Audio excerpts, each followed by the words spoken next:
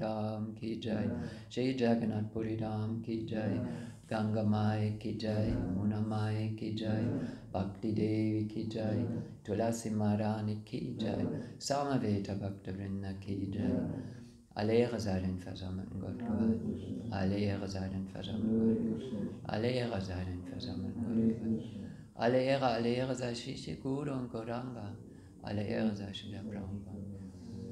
Namo Vishnu Padaya Krishna Vastaya Mutale Shrimati Bhakti Bhushana Swami Namine Prabhupada Susambandaya Satrang Gora Kriparaya Satyare Shila Shakya Krishna Manushi Gurave Namaste.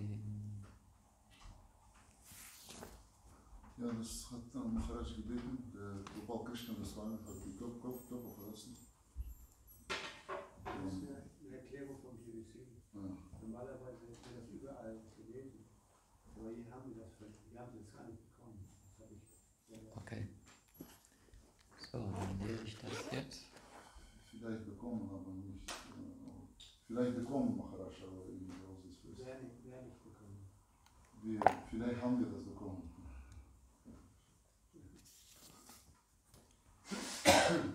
So, ist auf Englisch, ist okay?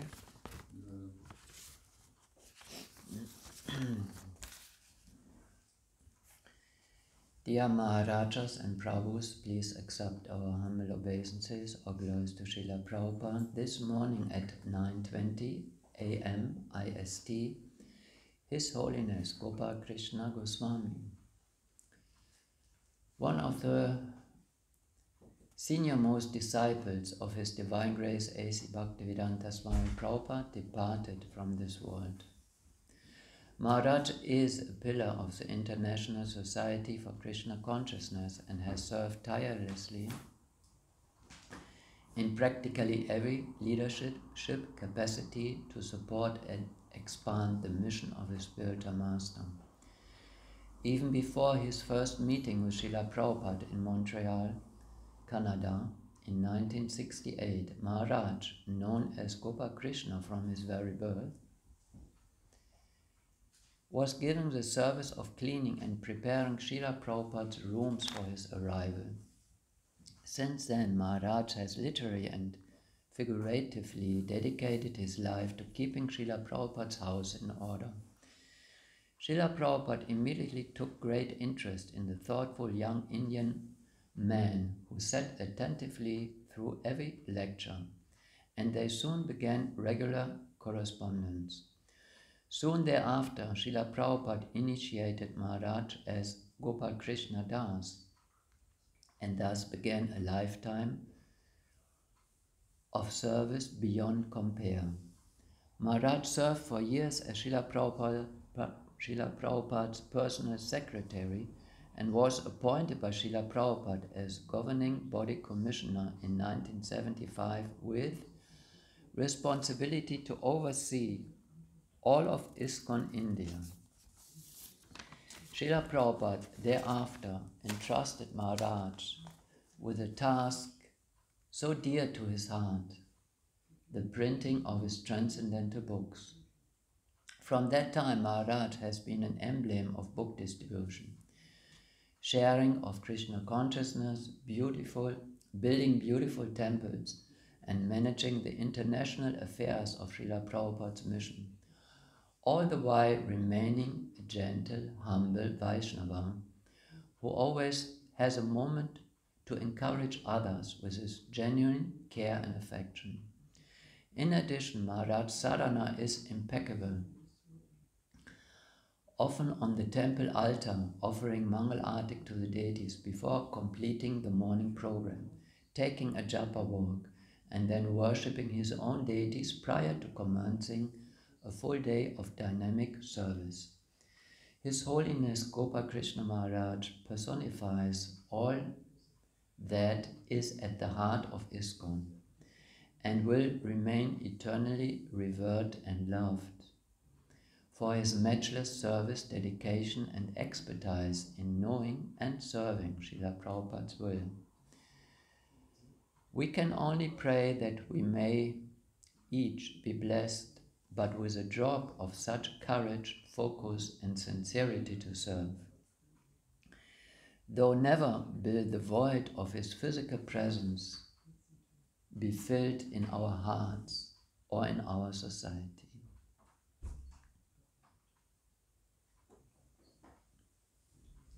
Our hearts and heads remain at the feet of His Holiness Gopal Krishna Goswami Maharaj, a most exemplary disciple, devotee, god brother, spiritual master and friend.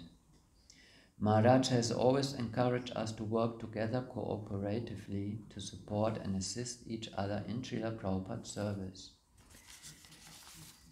In that mood of service, we offer our affectionate prayers and support to Maharaj's disciples and all those bereft in Maharaj's absence. We encourage you to take shelter of Maharaj's instructions, an example of focused sadhana and service in the association of our ISKCON family. His Holiness Gopal Krishna Goswami Maharaj Ki Jai, Srila Prabhupada Ki Jai. Hare Krishna, your servants, Guru Prasad Swami, Tapan Mishra Das, Govardhan Das, GBC Executive Committee.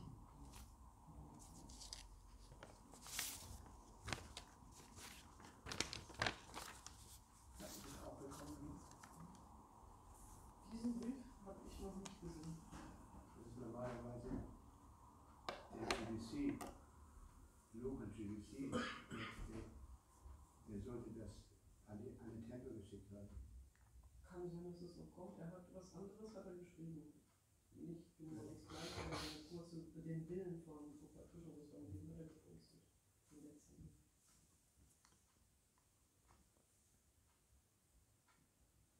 Wollen Sie noch was dazu sagen, Maharaj? Bitte? Wollen Sie noch was dazu sagen? Ja, das ist halt ein großer Verlust in Israel.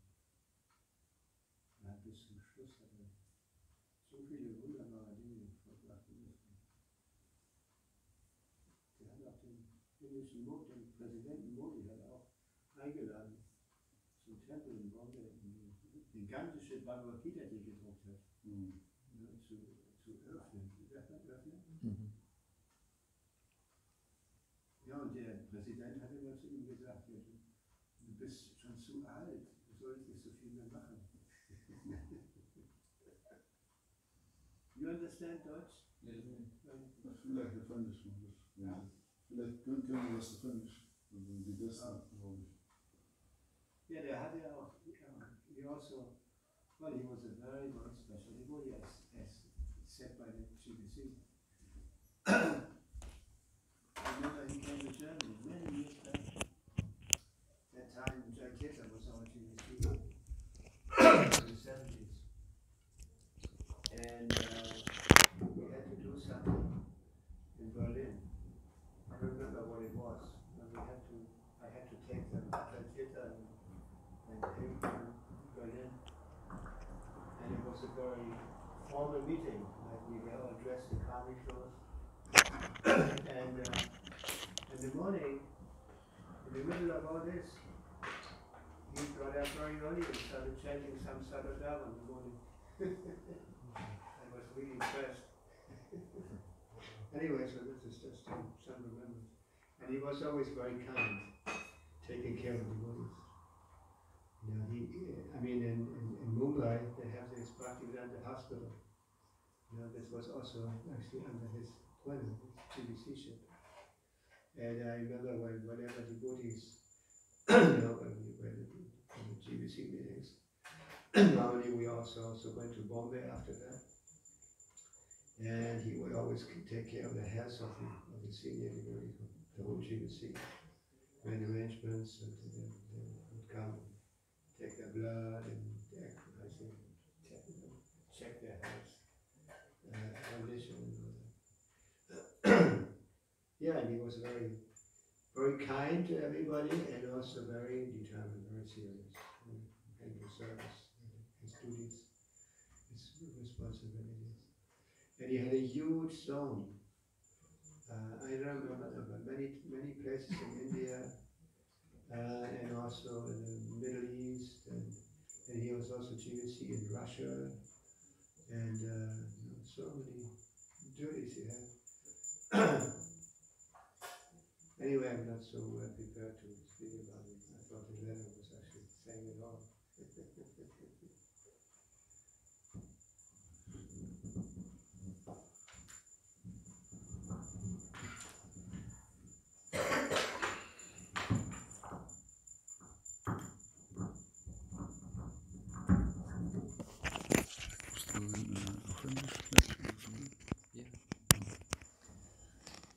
Yeah, I cannot, unfortunately, I cannot say much about Maharaj. I have never met him personally, or at least I've never talked to him personally. But actually there is a lot of information in this Transcendental Diary of exchanges between Srila Prabhupada and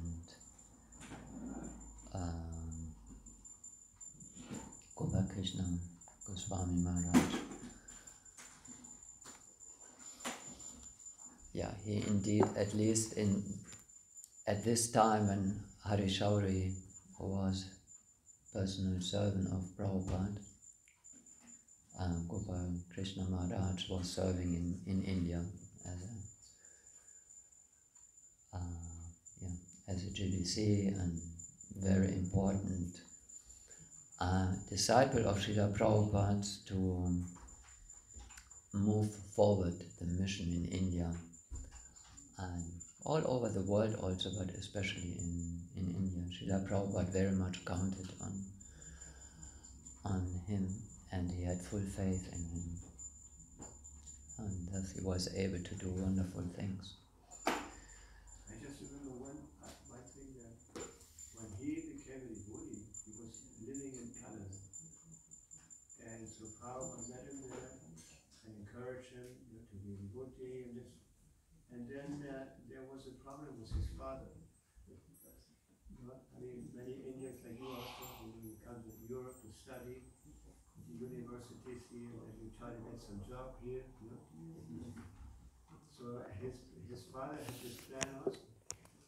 And then, but he became, his father was very disturbed that he had some influence by Swami, and he was not following anymore this style that we expected from him. And Prabhupada had to talk to his father also. This is also in the Milano, it's just the whole story. And it actually continued for some time, but his father was not there. And so Prabhupada had to also not only preach to his son, but also to his father.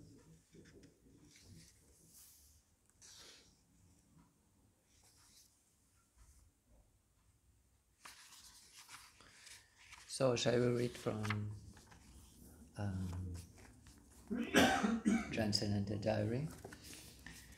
Namo Om Vishnu Padaya Krishna Prestaya Bhutale Srimate Bhaktivedanta Swaminiti Namine Namaste Sarasvati Devi Gauravani Prajarine Nirvishesha Shunyavadi Paschatya Deshatarine. So we are in Srida Mayapur, 19th of February 1976, and I think it's the preparation of Gaura Purnima in that year.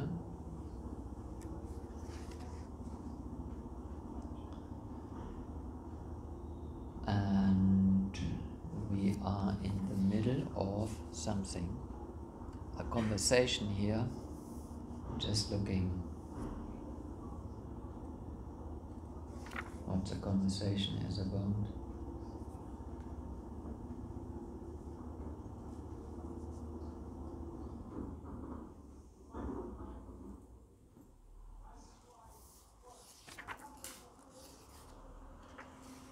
Well, actually it's the 20th of February. Is the appearance day of Srila Prabhupada's spiritual master, Srila Bhaktisiddhanta Saraswati Goswami.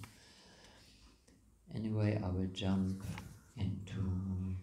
it's a lecture that Prabhupada is giving. And we are in the middle of that talk. So on this day, particularly on the event of Bhaktisiddhanta Saraswati Thakur, I especially request my disciples who are cooperating with me that you try to publish books, as many as possible, and distribute throughout the whole world. That will satisfy Sri Chaitanya Mahaprabhu as well as Bhaktisiddhanta Saraswati Thakur. Thank you very much. After his speech, we gathered in front of the Vyasasan and performed the Pushpanjali Puja, an offering of flowers. Prabhupada had Achyutananda Swami chant the 4 pranam prayers to Srila Bhaktisiddhanta. Then, following Srila Prabhupada's lead, we offered a flower to Bhaktisiddhanta's picture on the Vyasasan. This procedure was repeated 3 times. Prabhupada then called Bhanudas, a Japanese-Canadian brahmachari from the Namahata party, to offer the arati. The special feast cooked in Srila Bhaktisiddhanta's honor was brought in and set out on low tables directly in front of the Vyasasan. Srila Prabhupada stood in front and played his kartals, while Achyutananda Maharaj led an ecstatic kirtan, which had us all jumping high in the air. During the kirtan, Prabhupada asked me to gather a sample of every preparation onto his plate and take it upstairs. He wanted to check what the devotees had cooked to glorify his Guru Maharaj. He also wanted to offer his own respects by taking Bhaktisiddhanta's remnants. After the program finished, Prabhupada returned upstairs and ate the feast. He was happy with all the arrangements, but he again appeared disappointed that only about 100 guests had come. In fact, during his massage, he had criticized the management for erecting such a large building and not inviting anyone to come. Only local people, no one from Calcutta. Only the deity program is going nicely, he remarked, referring to the 2 English identical twin brothers who are the head pujaris, Prabhupada declared. The 2 brothers, Pankajangri and Jana Nivasa, there is no comparison. Everyone should know there is no complaint. In the afternoon, 2 sannyasis from the neighboring Goswami Math came to invite Prabhupada to visit their temple tomorrow.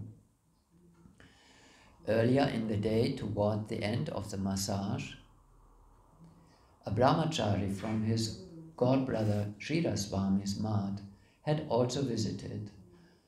He had a short discussion with Prabhupada about Sridhar Swami's coming here to visit. The brahmachari returned with a few others in the afternoon and held further discussions. And with this, the day ends. Any questions or comments?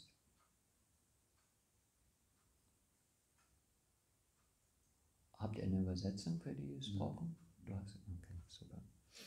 Irgendwelche Fragen? Any questions?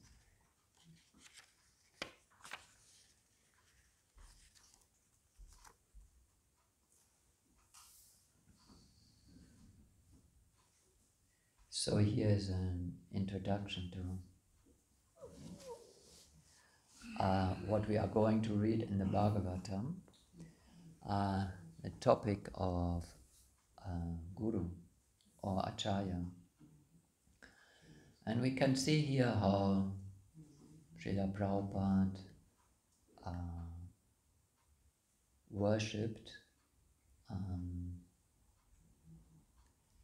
his own Guru Maharaj on his appearance day.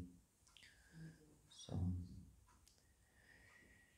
that is a special value of this book, that we have so many instances in this Transcendental Diary, in the 5 volumes that we have already, where we can witness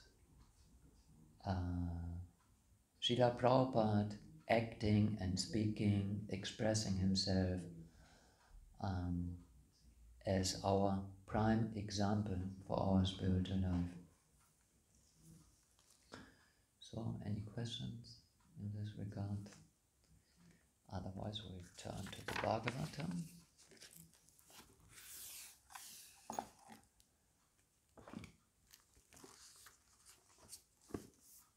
Om Namo Bhagavate Vasudevaya.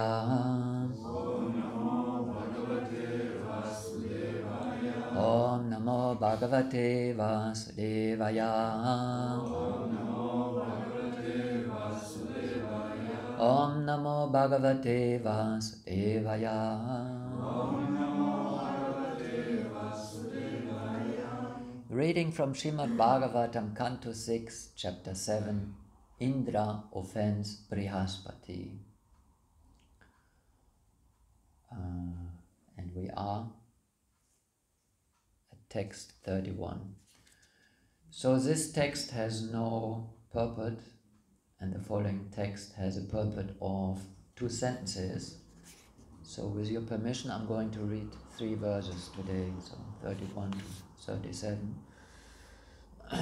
And we are chanting verse 31 together. Tasmat Pitrinam Atanam Artim Parabhavam Tapasapanayam Tata Sandesham Kartum Ahasi Tasmat Pitrinam Atanam Artim Parabhavam Tapasapanayam Stata Sandesham Kartum Ahasi Tasmat Pitrinam Artanam Artim Parabhavam Tapasapanayam Stata Sadisham Kartum Ahasi. Ja, bitte. Yes, please. Tasmat Pitrinam Atam Artim Parabhavam Tapasapanayam Stata Sandesham Kartamahasi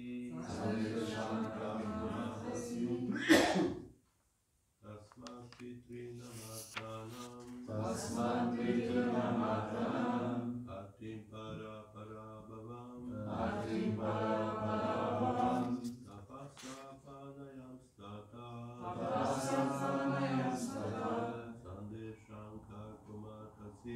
Sandesham Kartamahasi.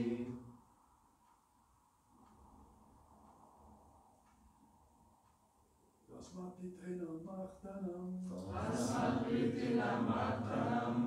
Artim Parabhavam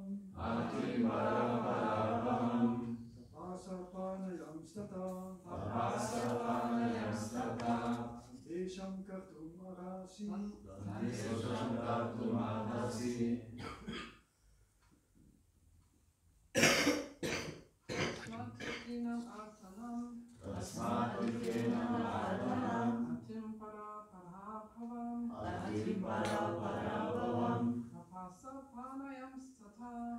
Tapasapanayam Stata Sandesham Kartum Ahasi. Tasmat Pitrinam Atanam Artim Parabhavam Tapasapanayam Stata Sandesham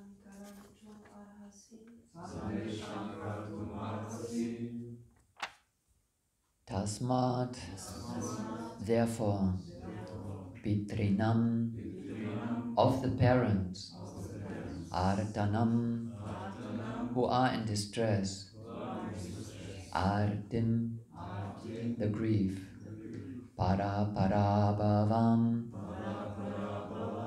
being defeated by the enemies, Tapasa, by the strength of your austerities, Apanayan, taking away, Tata, O dear son, Sandesham, our desire, Kartumasi, you deserve to execute. Dear son, we have been defeated by our enemies, and therefore we are very much aggrieved. Please mercifully fulfill our desires by relieving our distress through the strength of your austerities. Please fulfill our prayers. And the next verse is Vrinimahe tva podhyayam pramishtam brahmanam gurum yatanjasa vijes yama sapatnam stava tejasa. Since you are completely aware of the Supreme Brahman, you are a perfect Brahmana, and therefore you are the spiritual master of all orders of life. We accept you as our spiritual master and director, so that by the power of your austerity we may easily defeat the enemies who have conquered us. Purport: one must approach a particular type of guru to execute a particular type of duty. Therefore, although Vishvarupa was inferior to the demigods accepted him as their guru to conquer the demons. And verse 33. Nagahayanti yatishu yavishtangri abhivadanam chandopyantyatra na brahman vayojaishyasya karanam. The demigods continued, do not fear criticism for being younger than us. Such etiquette does not apply in regard to Vedic mantras. Except in relationship to Vedic mantras, seniority is determined by age.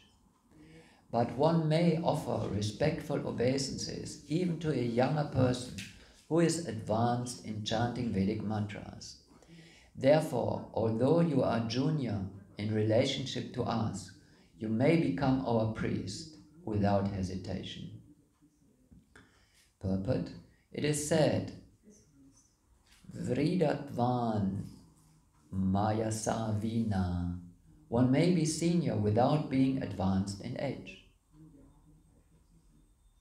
Even if one is not old, one gains seniority if he is senior in knowledge. Vishvarupa was junior in relationship to the demigods because he was their nephew. But the demigods wanted to accept him as their priest, and therefore he would have to accept obeisances from them. The demigods explained that this should not be the cause for hesitation. He could become their priest because he was advanced in Vedic knowledge. Similarly, Chanakya Pandit advises Nijat Apyutamam Jnanam. One may accept education from a member of a lower social order. The Brahmanas, the members of the most elevated Varna, are teachers. But a person in a lower family, such as a family of Kshatriyas, Vaishyas, or even Shudras, may be accepted as a teacher if he has knowledge. Sri Chaitanya Mahaprabhu approved of this when he expressed his opinion before Ramananda Rai. Chaitanya Charitamrita, Madhya 8.128. Kiva Vipra Kiva Nyasi Shudra Kenaya Ye Krishna Tattva Vitase Guruhaya. It does not matter whether one is a Brahmana, Shudra, Grihastha or Sannyasi. These are all material designations. A spiritually advanced person has nothing to do with such designations. Therefore, if one is advanced in the science of Krishna consciousness, regardless of his position in human society, he may become a spiritual master. Om Jnana-timirandasya Jnananjana Shalakaya Chakshur Militam Yena Tasma Shri Gurave Namaha Vanchakalpatarubhyascha Kripa Sindhubhya eva cha Patitanam Pavanebhyo Vaishnavebhyo Namo Namaha. So in this chapter, again with full strength, the position of the Guru is established. The chapter is called Indra Offends Brihaspati. And Brihaspati happened to be the Guru of Indra. So if the disciple offends his or her spiritual master, then he immediately becomes useless. He loses all his power. Now this is true in the material sense and even more in the spiritual sense. Even in the material sense, it's absolutely true. We have the stories from Mahabharata, where who was the teacher of Arjuna and all the Kshatriyas? Drona Acharya, yes. So he was their guru, and all got their powers from learning from him. The art of fighting. Everyone has to go. I mean, you can try to learn things on your own, figuring out something on your own. Today, our source of knowledge is Google. We have anything, we Google it, and there are also competitors now to Google, which is ChatGPT and so on. So you want to figure out things, especially in the realm of knowledge, you can try these methods. And this is immediately of a great advantage to you, because if you have any questions, what is your power to find out? You ask someone who has this knowledge. Now, of course, these are machines, Google search machine and ChatGPT and all the other artificial intelligence tools we have nowadays. These are mechanical tools that refer ultimately, of course, to human knowledge, because they can access knowledge from different sources and make it available to you. But yes, the point is, what is your knowledge, or if you examine it now, your state of knowledge now, what would be your state of knowledge now if you have had to figure it out all on your own, whatever you know now? That would be less than 1%, less than 0.1% of the knowledge that you have now. So we practically always depend on our superiors to give us knowledge. But there is one principle that goes beyond that simple transfer of knowledge or skills. Now you ask someone, or you go to take a training of someone, and you should receive that knowledge, and then you have that knowledge. Or you ask ChatGPT or Google, and then you have that knowledge. There's a superior principle on that, or an accompanying principle at least, no? That is taught here in Srimad Bhagavatam, that if we don't give proper respect to the one who gives us knowledge or a skill, then that skill or knowledge may be finished soon. Now, with knowledge always comes respect, because with knowledge, what can you do in life? You will remain an animal without knowledge. There's a distinction between animal and human being. Human being has intelligence. It can receive knowledge and digest it and use it. So, this principle of knowledge has to be respected.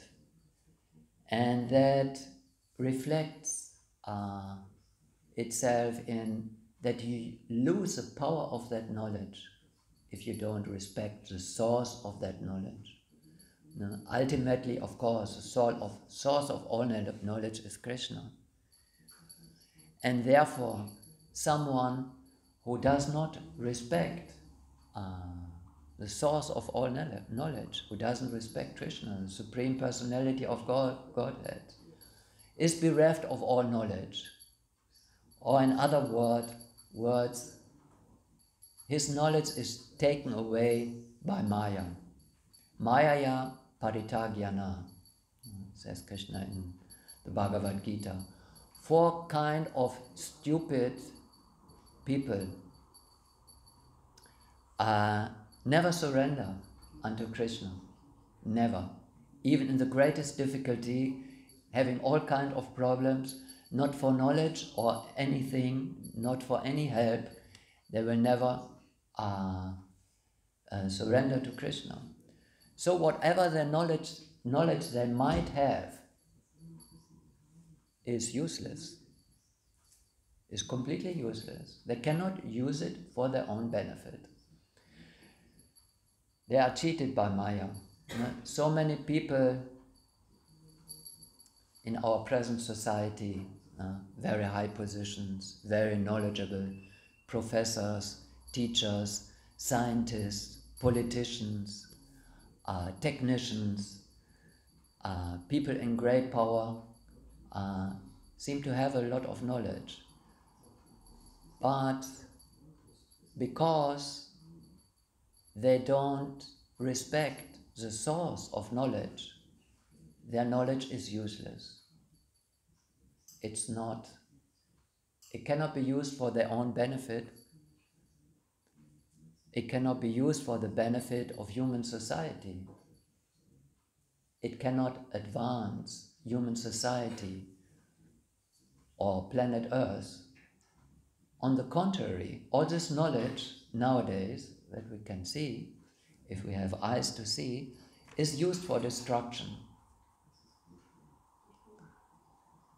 And the idea of our scientists in present society is that technology has created a lot of problems. Now we are becoming aware of this. So let's solve these problems with more technology. Mayaya paritagyana, atheist theory.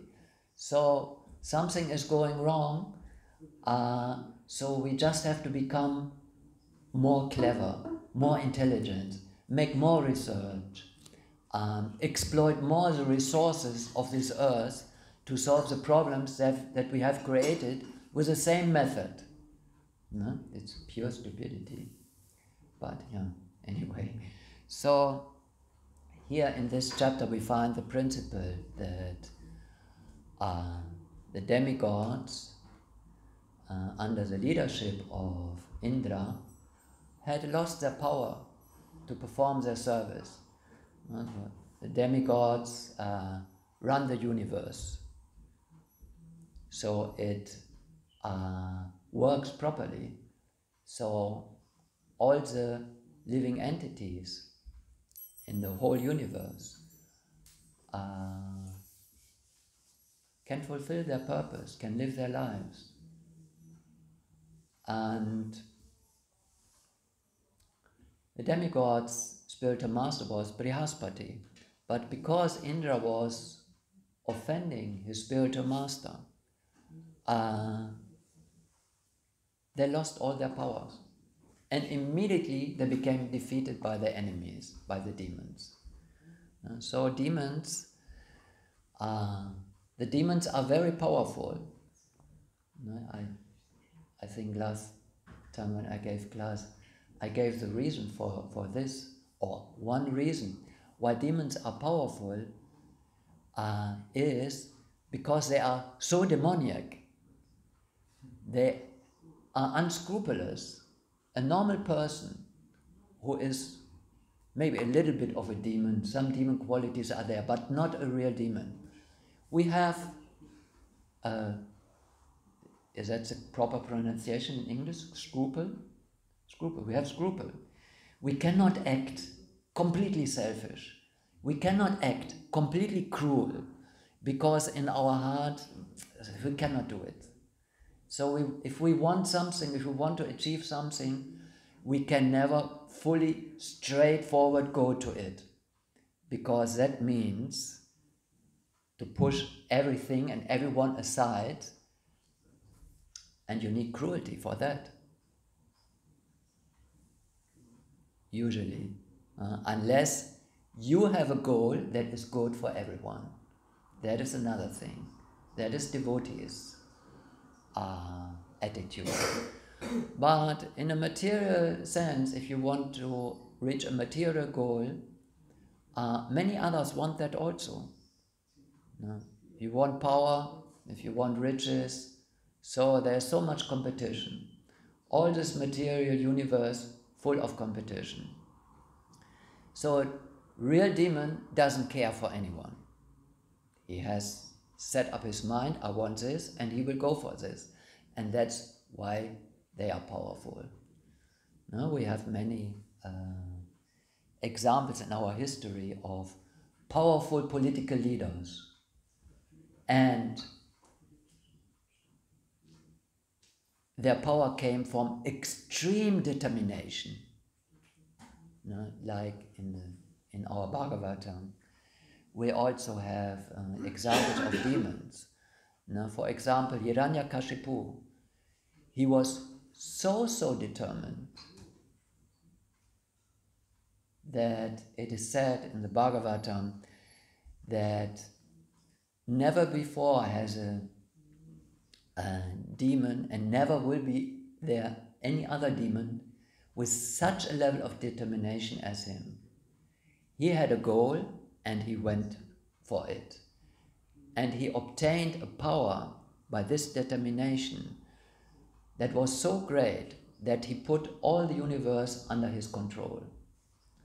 Now, in recent history, we haven't seen that level of demon, but we have seen levels of power of demons who at least subdued a whole country, became a dictator of their country, and then maybe even started war with other countries with a goal to subdue everyone. And they were very cruel, extremely. A normal person cannot do that. A normal person cannot sacrifice hundreds and thousands and millions of lives in a war, or in what we had in Germany, in concentration camps, just to get them out of the way for what he wants. Normal person cannot do that. That's one reason why the demons are powerful. And in this story, the demons became even more powerful because demons in previous times, more intelligent demons, they also understand the principles of the universe. Hiranyakashipu understood the principles of the universe to a certain extent. That what is always lacking in them is to understand the cause of all causes, that the universe is created and maintained and destroyed by the Supreme Personality of Godhead. That knowledge they are always missing. But inside the universe they have a lot of knowledge. So Hiranyakashipu surrendered to Brahma because he thought he is the Supreme. He has created this universe. He is the most revered person in this universe.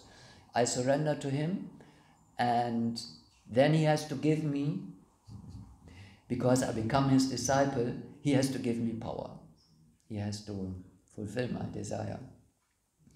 So here also the demons were following very faithfully their own spiritual master. They also had a spiritual master. And because the demigods at the same time did not have any spiritual master, because they offended him, so they became useless. So the demons became much stronger than the demigods. And so the demigods didn't know what to do in that situation. They had to solve the problem. They knew the problem is we offended our spiritual master, and now we are unprotected, and it's not possible by better strategy or by better weapons or by better teamwork or whatever we can come up with. It will not be possible to turn the situation. We have to rectify our mistake. And they went to Brahma and asked them what to do. And Brahma told them, you will not get back your spiritual master because you offended him. He has disappeared. But I tell you that you have to accept this person. What was his name? Vishvarupa? Yeah. You have to accept this person as your spiritual master now, and that will solve your problems. So, and don't worry about what kind of person that is, but he has a lot of power. He is very powerful, and by accepting him, you will regain your power. And Prabhu comments something interesting in that regard. He says, one must approach a particular type of guru to execute a particular type of duty. Therefore, although Vishvarupa was inferior to the demigods accepted him as their guru to conquer the demons. So Vishvarupa was much younger than the demigods, and in a certain, in many aspects, he was inferior in his position. The demigods are the rulers of the universe. But still, Brahma told them, you have to accept him as your spiritual master. He has a special position, he has special powers, and by doing that, you will again regain your strength. So on the authority of Brahma, they approached Vishvarupa, and they told him straightforward, we want to accept you as a guru because we need the power of your austerities to become strong ourselves. So Vishvarupa accepted that position because he accepted the demigods as, in a sense, as his authorities, as his parents, his fathers. And he told them, I cannot reject your offer, you are my superiors.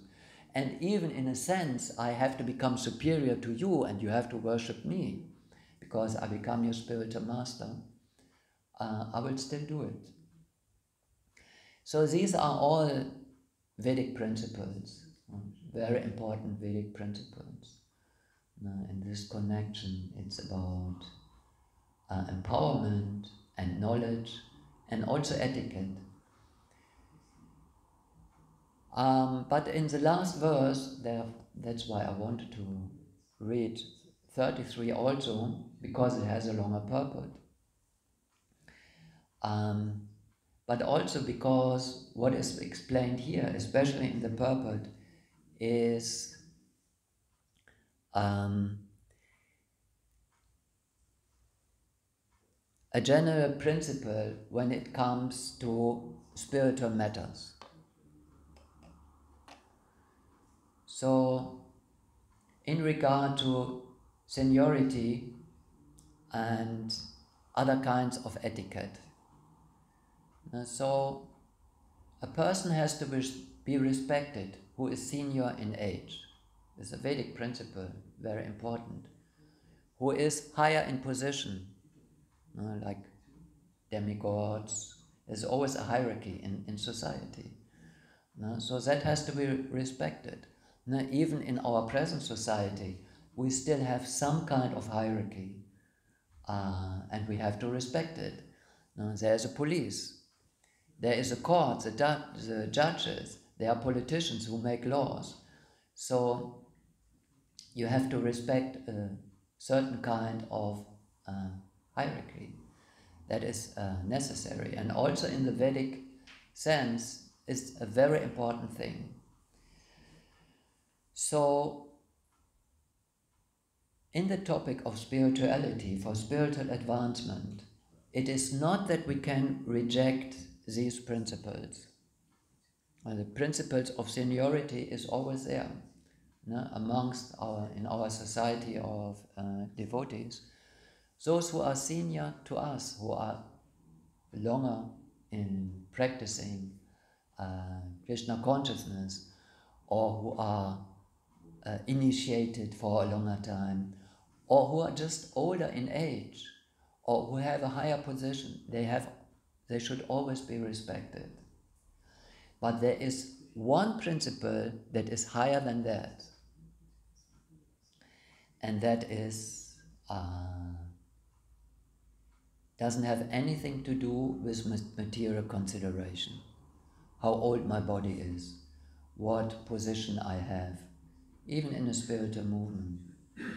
It's all about real spiritual advancement. Because to take spiritual knowledge, who can give us spiritual knowledge? One who possesses spiritual knowledge. Who can give us superior spiritual knowledge? Someone who has superior spiritual knowledge. So that is the real principle. And it is really common sense. There cannot be any other principle in this field. In the field of spiritual knowledge and spiritual power, it can only be given by someone who is more advanced in that field.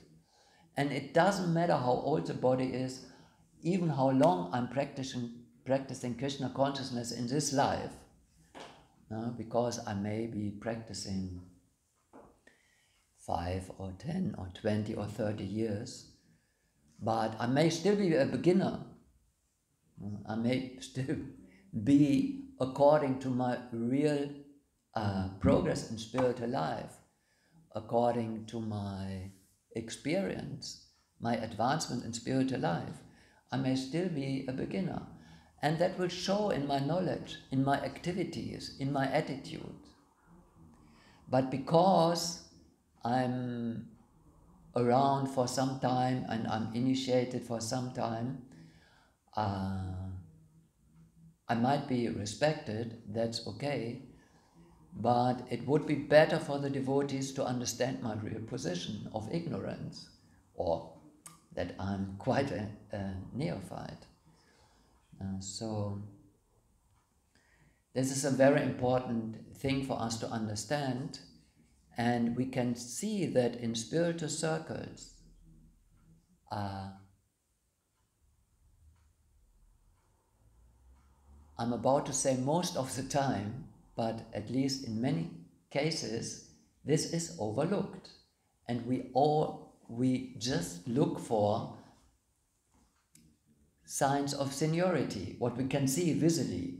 Okay, this devotee is in a position of temple president or whatever in the hierarchy, and so many years in Krishna consciousness and so on, he must be advanced.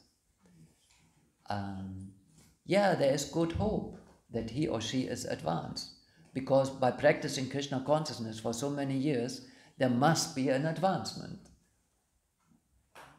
It's almost unavoidable, but we don't know actually how much advancement, but there must be advancement. And if that devotee has a certain position in the movement, the conclusion that there must be certain qualification in spiritual advancement is also natural. But in the end, all that counts is spiritual advancement, especially if it comes to the point of accepting someone as your spiritual master, to accept spiritual advice, and like a more general principle, to have faith and trust in someone, to offer your heart to someone, your life to someone. That has to be someone where you can be sure that that person is spiritually advanced. So that is a bit of a problem we have in the beginning of Krishna consciousness. How can we judge who is spiritually advanced? No, it's not so easy. And I have personally experienced in the time that I'm in this movement that things can go very wrong if you put your faith in the wrong person. Out of inexperience. Therefore, one advice, Prabhupada and the Acharyas give us the advice that if you want to purchase gold, where do you go? You go to a jewelry place where they sell gold. But unless you know exactly what gold is, you might be cheated. So first of all, get some knowledge in spiritual matters. Get some knowledge about what spiritual advancement means. And then still you have to be faithful. Put yourself faithfully in the process of Krishna consciousness. Advance yourself in Krishna consciousness, and then the more you advance yourself, the more you will be able to understand and judge the levels of different devotees. So this level where we start to recognize this, the level of Madhyam Adhikari. Kanishta Adhikari will not be able to do that. He will have, or she will have, to judge on the ground of external signs. And that is also okay, depending on the inner attitude of that devotee. Actually, we don't have any problem in life, really, as a devotee, even as a very advanced devotee, if our inner attitude is honest and pure. Because in that case, if we come to Krishna consciousness and we are new in Krishna consciousness and we just want to understand Krishna consciousness, we want to become a devotee of Krishna, then it is sure that Krishna will protect us under all circumstances without having any other kind of knowledge. All kinds of knowledge, spiritual knowledge, are necessary to develop from that point. But if your motivation is pure, that I want to become a pure devotee, I want to become a servant of Krishna, I'm fully dedicating my life to Krishna, then you will always be protected. You will have always sufficient intelligence and knowledge to be protected. But even in that situation, we must advance in Krishna consciousness. We must come to higher levels. Madhyama Adhikari, and finally also become an Uttama Adhikari. No? That is required to come to higher levels. No? Although I think Prabhupada said we have to come at least to the level of Uttama Adhikari, because before that, spiritual life is just difficult. It's just all struggles. No? That is okay. You have to know these struggles will be there, and you will pass through it. You just have to continue.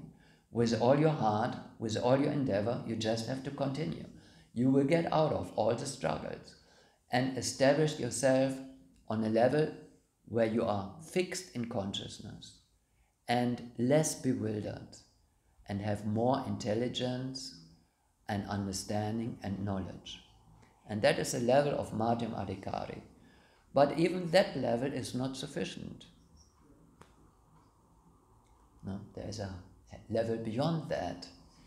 So spiritual progress has always to be there.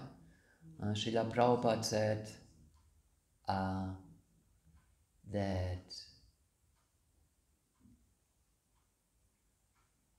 trying to remember the proper words, that the process of a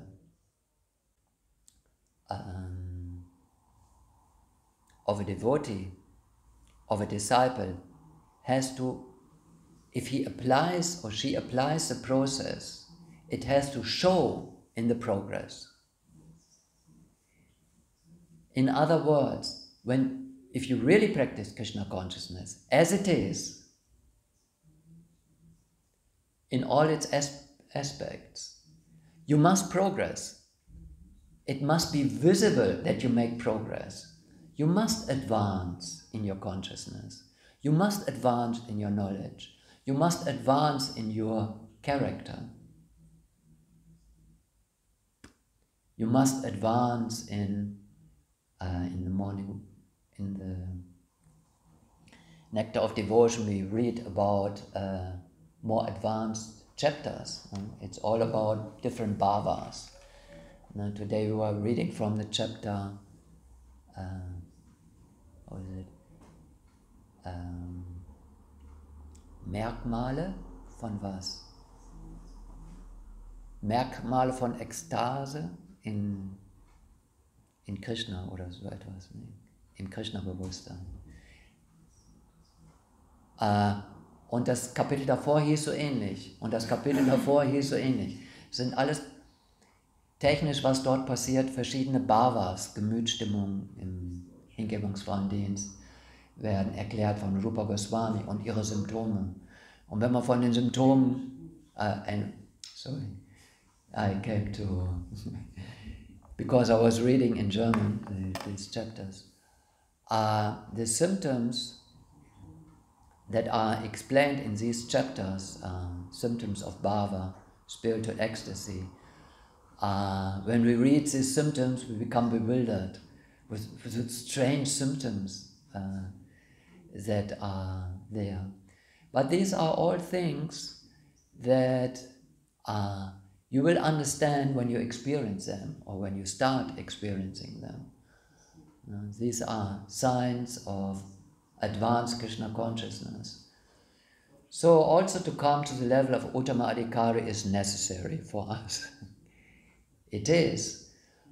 Once Srila Prabhupada, he was in a conversation with a disciple of his, and he told him to do certain things, like Srila Prabhupada would tell his neophyte devotees on his own strengths, do this, do something incredible.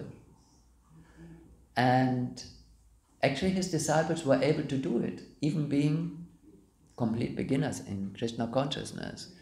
If they just had the faith in Srila Prabhupada, yes, I will do what you say and I will just do my best. and then they were empowered with special Shakti.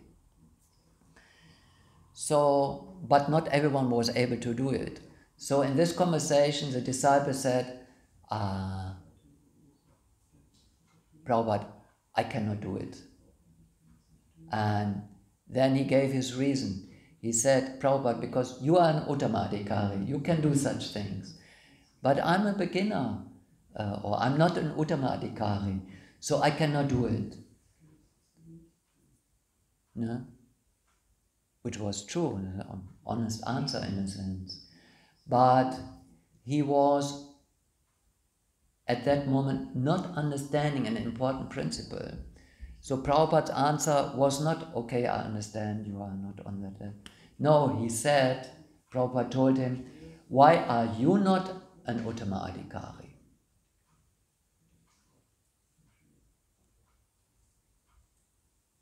It's your fault that you are not an Uttama Adhikari, because you can be an Uttama Adhikari. You are just avoiding to become a pure devotee. No? Become a pure devotee by first of all following the order of your spiritual master, and second of all do everything to come to that level. No? Ultimately, that is spiritual advancement is how to say that in English, is our own responsibility. It's no one else's responsibility to become spiritually advanced, that you become spiritually advanced.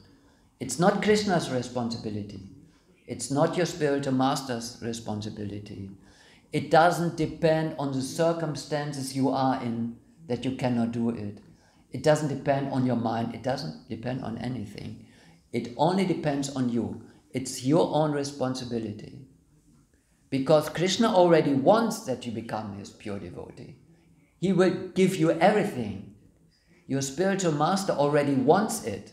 He is already giving you everything. Your personal circumstances, okay, your karma is involved in that, but as a devotee, okay, you still have karma, but Krishna is using that karma for your benefit. Your personal circumstances don't prohibit, they are not an obstacle to your spiritual advancement. The only thing that is missing is your own determination to do it. It's your own responsibility. As soon as you are prepared to do it, you will get all empowerment immediately. Of course, also the time factor is important. Maybe it will not manifest in one day. Probably not. But working on that principle every day, every hour of the day, every second of your day, take responsibility for your spiritual advancement.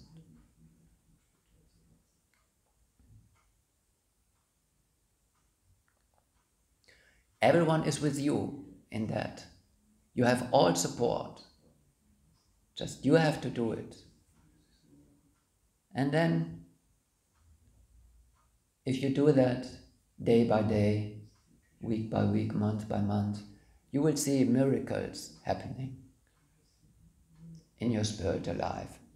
If you are only prepared to do it. Any questions or commentaries?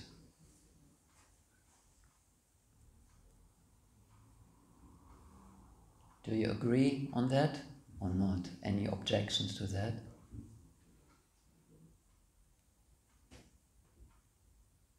Ja? Wenn man alleine ist, denkt man manchmal, man hat genug Zeit.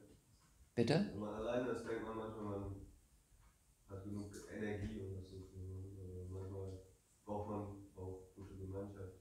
Yeah. Good association is available. Just come here, take association. Take Krishna's help, take the help of senior devotees, take the help of devotees on your own level, take the help of devotees who are younger than you, who are fresh, who are full of enthusiasm. Take the help of everyone. This movement is built for that, to provide association for any person who is serious in Krishna consciousness. It's the only purpose of this movement. It's there for you, to help you, to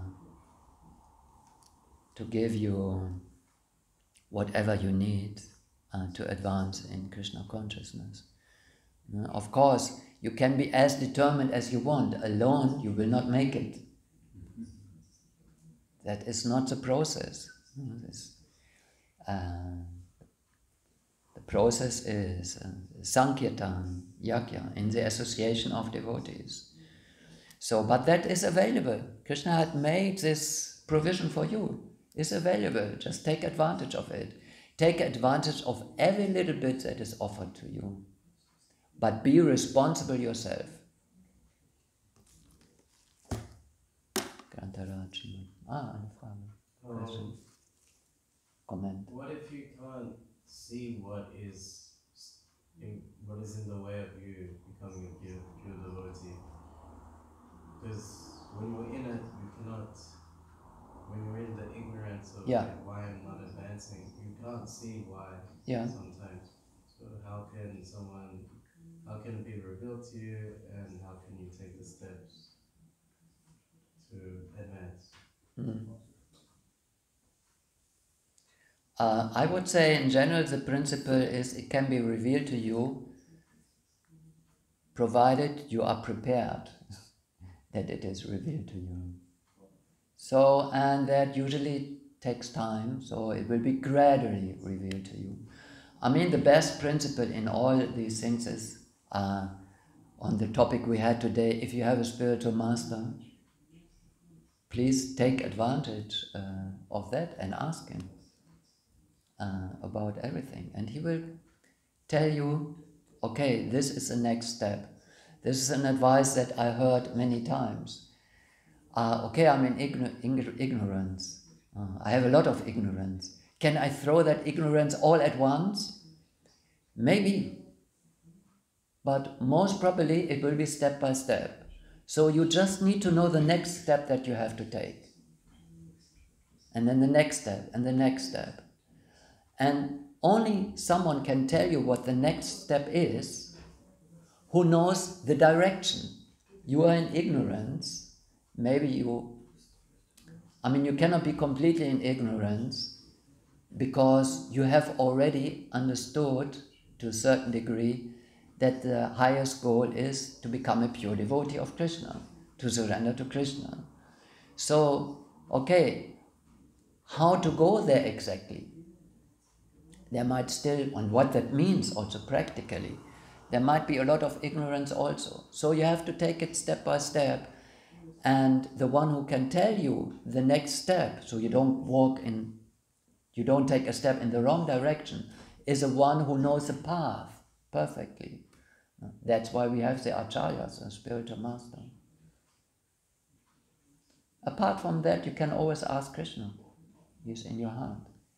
If you asked Krishna as a super soul a question and you really ask it, you want to know, you will know it. Or at least he will tell you, turn to someone to know it or do it. It all comes down to your willingness to know, to get out of ignorance. That is, if that is not there, if you want to keep a certain kind of ignorance a little bit for some time, you will keep it. Because even the knowledge comes to you, you don't want it. It just depends if you are prepared. There is I think was a Christian, in previous centuries, a Christian figure, a priest or someone, who prayed to God like this, something, I'm just paraphrasing. Oh God, give me, I don't know if he said chastity or give me, huh? I think he said, give me celibacy, but not just yet. Not just yet. They said, I want to become Krishna conscious fully, but not now fully. I want to keep my, so this is our problem. If you are prepared to give it up, okay, as we said before, some levels of ignorance you cannot throw immediately, but at least the next step. And that might be a small step. No? Our small step is chanting Hare Krishna every day, mantra per mantra per mantra, and it will dispel our ignorance. Going to Mangal Artik will dispel our ignorance. This is all helpful. So the heart becomes cleared from this ignorance and the unwillingness to surrender, the unwillingness to give up ignorance. No, we need this. Good association, good examples around us. So many things in this moment we can take advantage of. This is an incredible chance for us to dispel our ignorance and even to dispel our unwillingness to give up ignorance. That's what came to my mind regarding this. Thank you very much. Grantara Srimad Bhagavatam ki jai, Prabhupada ki jai. Namo Vishnu Padaya.